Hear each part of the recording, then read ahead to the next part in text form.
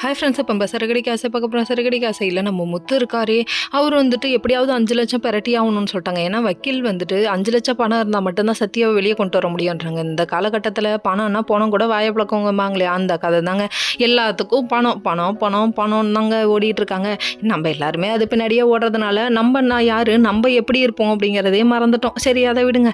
இவர் வந்துட்டு பணத்தை எப்படியாவது ரெடி பண்ணி ஆகணும்னு சொல்லிட்டு இவர் தேடி தேடி அலைகிறாரு. அங்கேயும் இங்கேயும் அலைஞ்சு தெரிஞ்சு ஃப்ரெண்டுக்கிட்ட அப்படி இப்படின்னு எல்லாரும் தெரிஞ்சவங்க கடன் அப்படி இப்படின்னு வாங்கிட்டு இருக்காங்க. கடைசியில் இதை பார்த்தோன்னே நம்ம மாப்பிள்ள கஷ்டப்படுறாருன்னு சொல்லிட்டு இவங்க என்ன பண்ணுறாங்கன்னா, அதாவது அவங்க ஹஸ்பண்ட் ஞாபகமாக வச்சிருந்த ஒரே ஒரு கரும்பு வண்டியையும் தூக்கி கொடுக்கப்பட்டாங்க. அதுக்கப்புறம் இது எங்கள் மாமனார் ஞாபகமாக இருக்குது, இதை நான் கொடுக்க மாட்டேன்னு சொல்லிட்டு இவர் வாங்கி வச்சிட்டாரு. மேலே மேலே செலவு வைக்கிறீங்களேம்மா அப்படிங்கிற மாதிரி ஆயிடுச்சு. இதெல்லாம் பார்த்த உடனே நம்ம அண்ணாமலையால் சும்மா இருக்க முடியலங்க. என்னால் சும்மா இருக்க முடியாதுடா, என்கிட்ட 35,000 இருக்குது புடிடான்னு சொல்லிட்டு ஒவ்வொருத்தரும் ஹெல்ப் பண்ணுறாங்க. நல்ல மனுஷனுக்கு 4 பேர் இருப்பாங்கன்னு சொல்லுவாங்களே, அது இதுதான் போல்.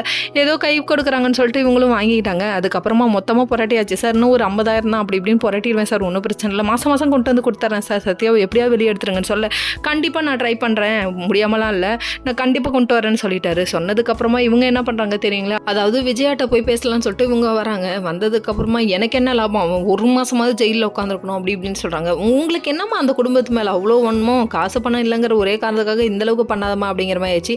நீ பண்ண தப்புனால தான் அந்த பையன் இந்தளவுக்கு போயிட்டான், அந்த பையனோட ஃபியூச்சரே அழிக்க பார்த்துட்ட நீ அப்படிங்கிற மாதிரி ஆயிடுச்சு. நான் இருக்கேன்னு சொல்லிட்டு தட்டி கொடுக்குற சொந்தம் இருக்கணும், அதை விட்டுட்டு நான் இல்லைப்பா உனக்கு குழி தோண்டி புதப்பேன்ப்பான்னு சொல்லிட்டு காலை வாரி விடக்கூடாது அப்படின்னு சொல்லிட்டு அட்வைஸ் பண்ணுறாங்க. எனக்கு என்ன லாபம்னு கேட்க, உனக்கு பணம் தரேன்னு சொன்னோன்னே வாபஸ் வாங்குறேன்ருச்சு.